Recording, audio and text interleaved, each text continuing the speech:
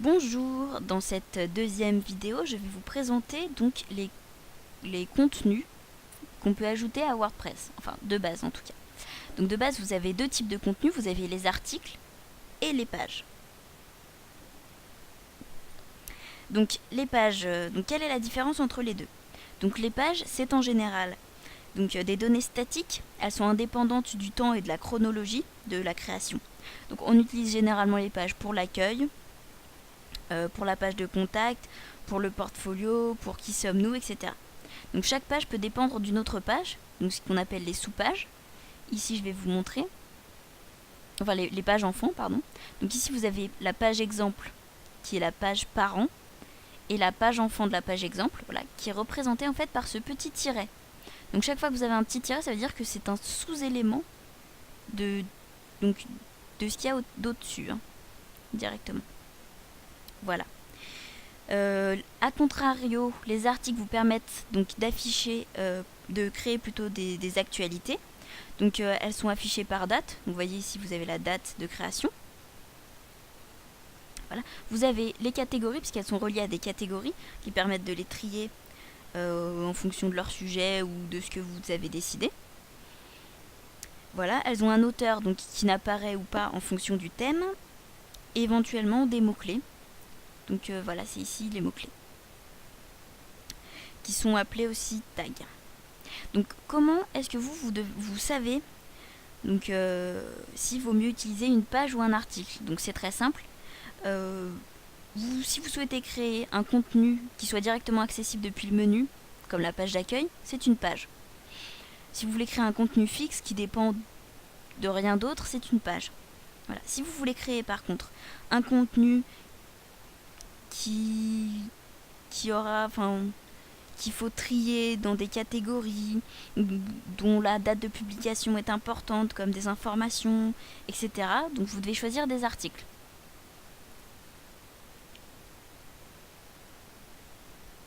Voilà, donc je vais d'abord vous présenter les pages. Donc on y est déjà. Donc le premier menu dans les pages, donc c'est toutes les pages. Donc qu'est-ce que c'est? C'est en fait la liste des pages de votre site. Donc ici il n'y en a que 3. Voilà, vous avez donc ici aussi la corbeille, puisque vous pouvez supprimer des pages. Elles sont alors déplacées dans la corbeille, et si vous les supprimez définitivement, voilà, vous cliquez sur la corbeille, et vous pouvez cliquer sur supprimer définitivement, ou rétablir si vous êtes trompé, que vous voulez rétablir la page. Voilà, donc là vous avez toutes vos pages qui sont publiées. Vous pouvez rechercher une page, si vous en avez 50, ça peut être utile. Et vous pouvez aussi faire des actions groupées, donc vous sélectionnez plusieurs pages, et vous pouvez soit les modifier, soit les déplacer dans la corbeille. Voilà, vous choisissez, ensuite vous cliquez sur le bouton appliquer. Et vous pouvez aussi filtrer les pages en fonction des dates. Donc c'est pareil, si vous avez 50 pages, vous voulez voir toutes les pages que vous avez créées en octobre, vous cliquez sur octobre, puis sur filtrer. Hop, et voilà, vous avez toutes les pages d'octobre. Voilà. Donc qu'est-ce qu'on a aussi ici? C'est ici qu'on a le lien modifier l'article, modifier la page, qui nous ramène donc vers le menu de création où on a toutes les informations de la page. Ici vous avez un bouton modification rapide. Donc c'est très pratique, ça a été rajouté, voilà. Donc qu'est-ce qu'on peut faire? On peut modifier le titre, modifier l'identifiant qui est également utilisé. Donc ici vous voyez, c'est l'identifiant qui apparaît dans l'URL. Donc c'est à ça que ça sert. Vous pouvez modifier la date de publication, donc ça n'a pas grand intérêt. Ajouter un mot de passe ou rendre la page privée. Qu'est-ce que ça fait? En fait, ça empêche les visiteurs qui n'ont pas de mot de passe ou qui ne sont pas connectés de voir la page. Ensuite, vous pouvez modifier la page parente. Donc si vous voulez rajouter une page parent ou quoi. Modifier l'ordre, donc ça n'a pas trop d'intérêt. Donc les modèles, c'est en fonction si votre thème vous propose plusieurs modèles, peut-être que vous aurez besoin de le changer. Ici, vous pouvez autoriser ou non les commentaires et changer l'état, donc publier en attente de relecture ou brouillon. Voilà, une fois que vous avez fait vos modifications, n'oubliez pas de mettre à jour. Et si vous êtes trompé, vous avez aussi le bouton annuler ici. Voilà, vous avez aussi le lien mettre à la corbeille ou afficher, donc qui permet d'afficher la page. Voilà. Donc c'est tout pour ce menu-là. Donc ensuite vous pouvez ajouter une page. Donc là vous voyez, vous avez le sous-menu ajouter. Vous avez aussi un raccourci ici. Et enfin un raccourci là.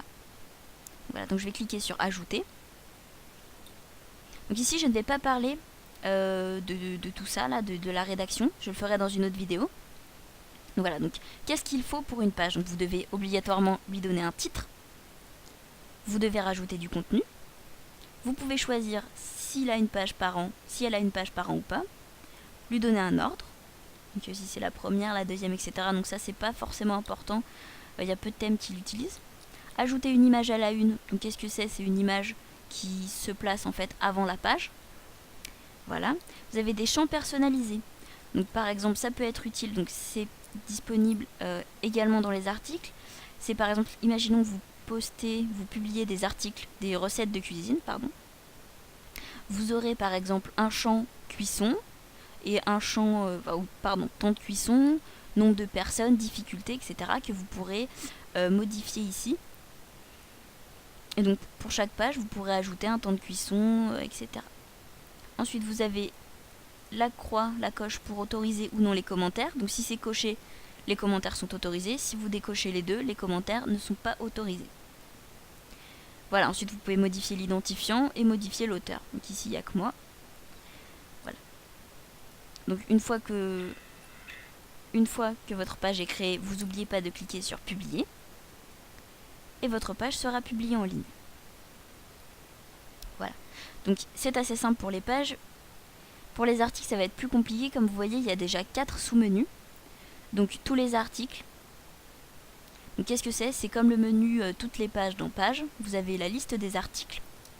Voilà, le titre, l'auteur, les catégories, les mots-clés, les commentaires, la date de publication. Vous avez pareil le rechercher. Vous pouvez faire des actions groupées, modifier, déplacer dans la poubelle.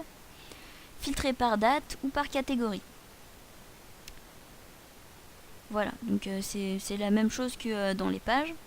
Ensuite, pareil que pour les pages, pour ajouter, vous avez le raccourci ici, le sous-menu là, et le deuxième raccourci ici.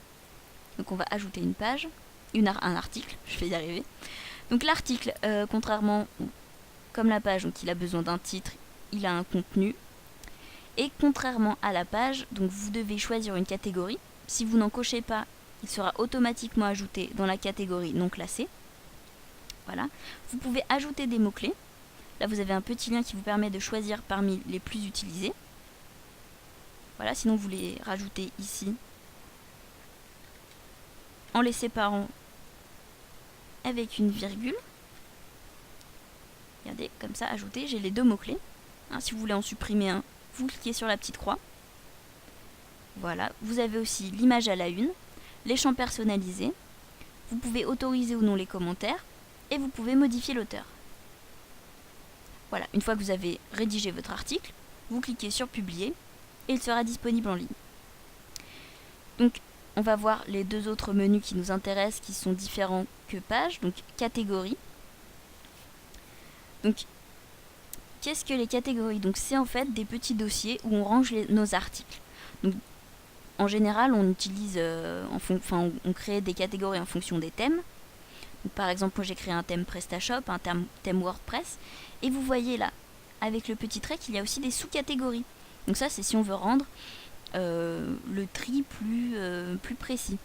Donc je vais vous montrer ce que ça donne dans le menu. Par exemple, j'ai rajouté mes sous-catégories. Voilà, vous avez WordPress, donc le contenu, et le widget et les extensions. Et dans PrestaShop, j'ai mes articles. Voilà. Donc si on veut rajouter une catégorie, c'est très simple.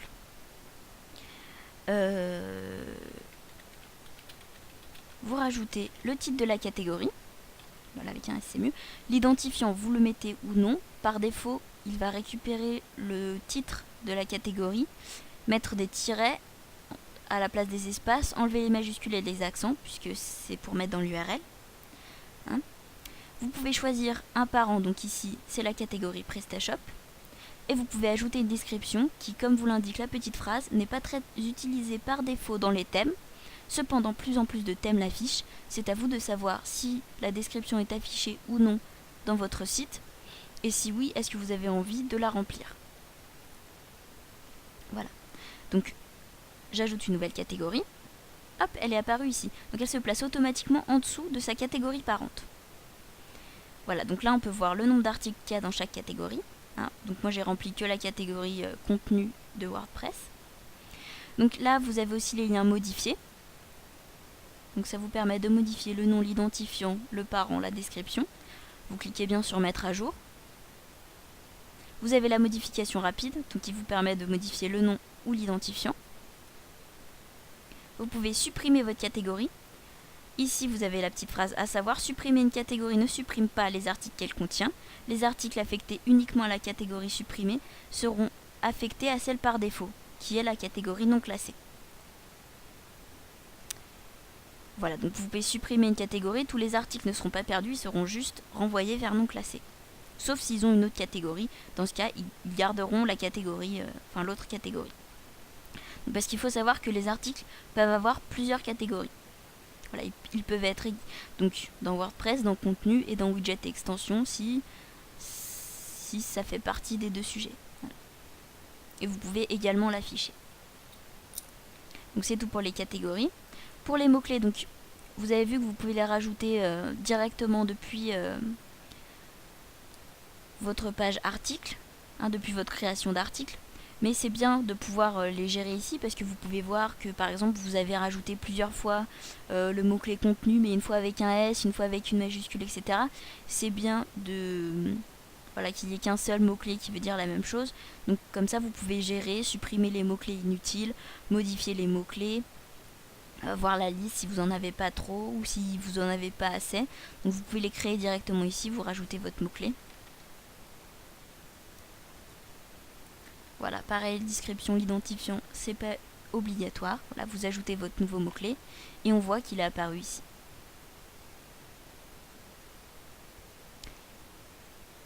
Voilà, et ben c'est tout pour ce qui est des pages et des articles.